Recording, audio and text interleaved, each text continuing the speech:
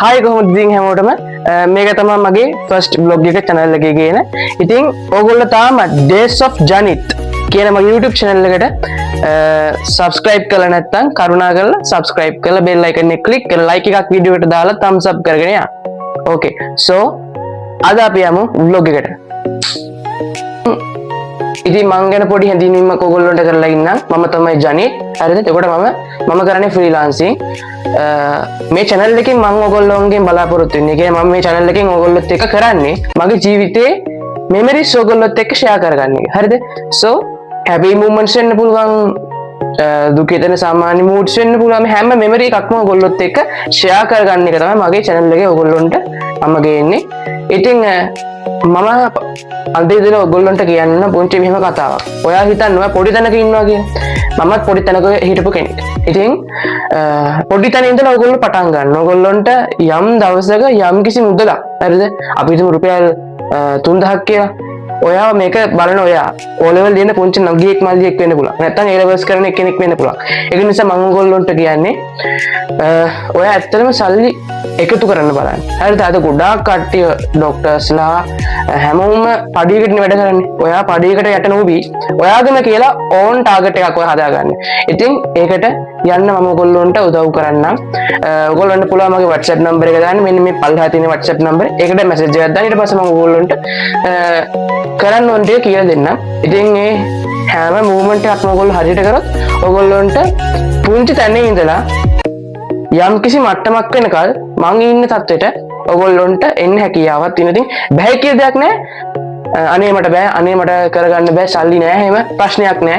මම ෆ්‍රීලාන්සින් පැත්ත කරන. ඉතින් ඔයගොල්ලොන්ට ෆ්‍රීලාන්සින් ගැන දැනගන්න ඕන නිසා ඒ අදාළ රිලේටඩ් දේවල් ඔයගොල්ලොන්ට මාත් එක්ක ෂෙයා කරගන්න පුළුවන්. ඒ වගේම තමයි මමත් ඔයගොල්ලොන්ට ඒ ෆ්‍රීලාන්සින් පැත්ත උගන්වනවා. ඉතින් ඉගෙන ගන්න කැමති කෙනෙක් නම්, සල්ලි හොයන්න පුළුවන්, සල්ලි හොයන්න ඕන කියන ආසාව ඇති කෙනෙක් නම්, සහ මට කොච්චර සල්ලි හම්බුනත් මදි කියලා හිතන මිනිස්සෙක් නම් අනිවාර්යයෙන් මේ වීඩියෝ එක බලන්න. ඒ වගේම මගෙන් WhatsApp number එකට කෝල් එකක් දාලා අහන්න කොහොමද කරගන්නේ කියලා. ඉතින් මේක මම සල්ලි බලාපොරොත්තුෙන් කරන දෙයක් නෙවෙයි. ඉතින් ඔයගොල්ලෝ බ්ලොග් එකේ ඉදිරි ටිකට යන් අද දවසේ කොහොමද ගෙවෙන්නේ කියලා. ඉතින් මේ තියෙන්නේ අපේ වත්තේ හැදෙන දෙලු. මේ තියෙන්නේ අපේ වත්තේ හැදෙන දෙලු. හරිද? මම ඔයගොල්ලන්ට පොඩ්ඩක් ලං කරලා පෙන්නන්න. ගැටක් තියෙන හැදිච්ච ඒවත් තියෙනවා. ඉතින් මේ තමයි අපේ වත්තේ හැදෙන දෙලු. ඉතින් අපේ රටේ වගේ විතරක් නෙවෙයි මේ දෙලුන් කියන එක ඉන්දියාවේ වගේ අපේ රටේ මාකට් කරන්න පුළුවන් නම් ඒක ගොඩක් වටිනවා. එතකොට ඉන්දියාවේ මම පොඩි කාලේ මේ ඉන්දියාවේ යද්දි අපේ තාත්තා මේ ඉන්දියාවෙන් ගිහිල්ලා දෙලුන් අරන් තිබ්බා. ඉතින් ඒ දඹදිව වන්දනා චාරිකාවකට ගිහිල්ලා ඒ වගේ මම කියන්නේ එතකොට ප්‍රයිස් රේන්ජ් එක වෙනස්. හැබැයි දැන් තියෙන ප්‍රයිස් රේන්ජ් එක වෙනස්. ඉතින් මාකට් කරන්න පුළුවන් නම් දෙලුන් කියන එක ආයේ සුපිරිම බිස්නස් එකක් තමයි. ගොඩක් කට්ටිය හිතන් ඉන්න දුර්මතයක් තියෙනවා. හරිද? ඒක තමයි මං කරන හැම දෙයක්ම ලොස් වෙන්නේ කියන එක ප්‍රශ්නේ. අපි උදාහරණයක් විදිහට Binance එකේ ට්‍රේඩ් එකක් දැම්මා කියමුකෝ. හරිද? ඒ ට්‍රේඩ් එක ලොස් වුණා කියමුකෝ.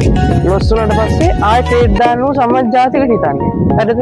ඒ වගේ තමයි ගොඩක් Binance වල ට්‍රේඩ් දාන කට්ටිය Binance අතාරිනවා. හේතුව Binance app එකේ වරදක්වත් මේ ඒකේ තියෙන software එකේ අවුලක්වත් නෙවෙයි.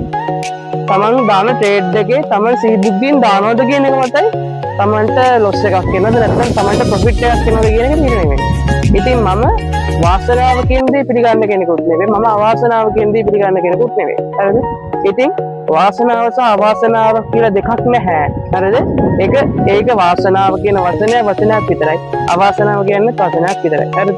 මම පිළිගන්නේ එකම දේ විතරයි, සාර්ථකත්වය සහ පරාජය කියන එක. හරිද? ඉතින් මේ දෙක තමයි මම වාසනාව සහ අවාසනාව වෙනුවට පාවිච්චි කරන වචන දෙක. හරිද? සාර්ථකත්වයේ තීරණය වෙන්නේ ඔයාගේ ක්‍රියා මත සහ ඔයාගේ හැසිරීම මත. ඒක තමයි තවත් මිනිස්සෙක් ඔයා මෙෂර් කරන්නේ. ඉතින් මම අවාසනාව පිළිගන්න මිනිස්සෙක් නෙවෙයි. බේසිකලි කිව්වොත් ඒක මගේ පෞද්ගලික මතය. ඉතින් මම කියන්නේ Binance හෝ නැත්නම් අපි කියමු මම ෆ්‍රීලාන්සර් කෙනෙක් කියලා. එතකොට මම ෆ්‍රීලාන්සර්. මම පුද්ගලිකව මම ෆ්‍රීලාන්සර් කෙනෙක්. එතකොට මම දාන කියන්නේ මම කරන ක්‍රියාපටිපටි අනුව තමයි මට ඒක මේ ලොස් වෙනවද ප්‍රොෆිට් වෙනවද කියලා මට ඒක තීරණය කරන්න පුළුවන් වෙන්නේ. ඉතින් ඔයා ඕනම දෙයක් පටන් ගන්න කලින් ඔයා සාර්ථක වෙන්න කලින් ඔයාට කරන්න තියෙනවා ගොඩක් ලොකු රාජකාරියක්. ඒක තමයි තමන් ඒ ෆීල්ඩ් එකේ එක්ස්පර්ට් කෙනෙක් කියන එක. ඉතින් ඒක කරාට පස්සේ තමයි ඔයාට උත්තර හම්බ වෙන්න පටන් ගන්න. ඉතින් මේක මම ඔයගොල්ලන්ට අද දවසේ දෙන මේ පොඩි ඇඩ්වයිස් එකක්. ඔයා මේක අවාසනාව පිළිගන්නේ ඔයාගේ මතය සහ ඔයාගේ අයිතිය. ඒක මට මම පිළිගන්නේ නැහැ. මොකද ඒක මගේ පුද්ගලික මතය. මම වාසනාව පිළිගන්නේ නැහැ. හරි? ඒක තමයි මගේ තියෙන්නේ. සාර්ථකත්වය අසාර්ථකත්වය කියන දෙක විතරයි මම පිළිගන්නේ එකම කාරණා දෙක. දැන් ඉතින් කන ටයිම් එක යාළුවනේ. ඉතින් දැන් මොනවද දැන්නේ තියෙන්නේ කන්න. ගිහිල්ලා බලමු ගිහිල්ලා කාලා ඉතුරු ටික කන්ටිනියු කරමු.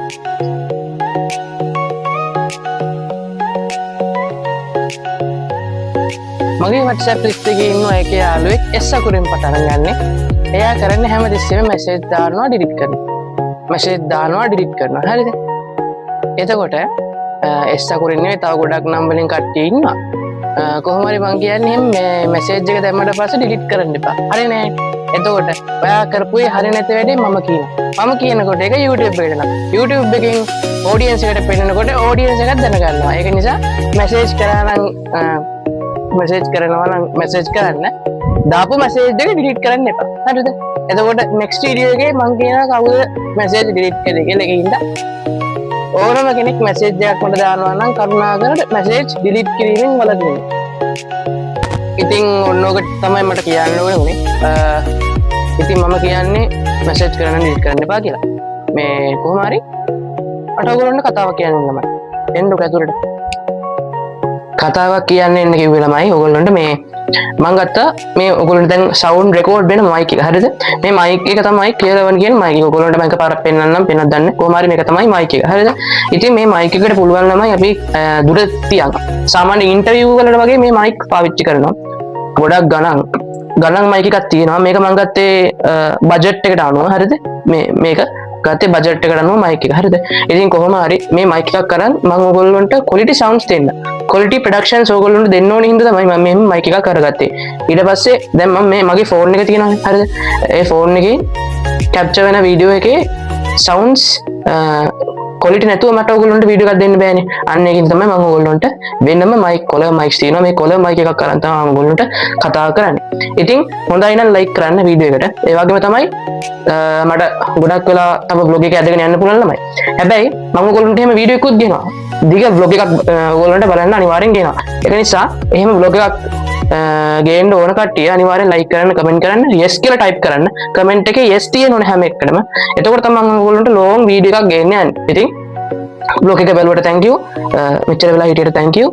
ඉතින් හවස් වෙලා තියෙන්නේ මට ඔයගොල්ලන්ට ඕන නම් දවස් ගාණක් ඇදින විදිහට vlog එකක් ගන්න පුළුවන්. හැබැයි මේ vlog එක ගේන්නේ ඉතාමත් කෙටියෙන්. ඒක නිසා දවසක මම ඔයගොල්ලන්ට අනිවාර්යෙන් දිග vlogs එකක් ගේන එක බය වෙන්න එපා. කිසි ප්‍රශ්නයක් නෑ මට. ඉතින් වීඩියෝත් එක්ක එකතු වෙලා හිටියට thank you. ඔයගොල්ලෝ හැමෝටම සුබ දවසක්.